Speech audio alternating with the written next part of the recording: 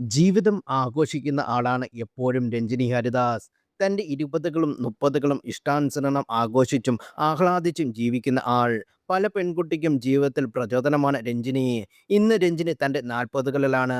ഈ പ്രായത്തിൽ തനിക്ക് വന്നിരിക്കുന്ന മാറ്റങ്ങളെക്കുറിച്ച് സംസാരിക്കുകയാണ് രഞ്ജിനി. തൻ്റെ യൂട്യൂബ് ചാനലിൽ ഗായിക അമൃത സുരേഷും അഭിരാമി സുരേഷ് എന്നിവരോട് സംസാരിക്കുകയായിരുന്നു രഞ്ജിനി. ഇതിനിടയിലാണ് പ്രായത്തിൻ്റെ വിഷയം വന്നത്. 30ഒക്കെ എന്തൊരു ചെറുപ്പമായിരുന്നു. 43 എത്തുമ്പോൾ നല്ല രസമായിരിക്കും.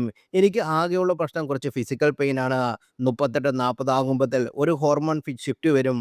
ആൾക്കാരെ കൊല്ലാൻ തോന്നും. ചിലർക്ക് ഡിപ്രഷൻ വരും. ബയോളജിക്കലി ആ ഘട്ടം വളരെ ബുദ്ധിമുട്ടാണെന്നും രഞ്ജിനി ഹരിദാസ് പറഞ്ഞു.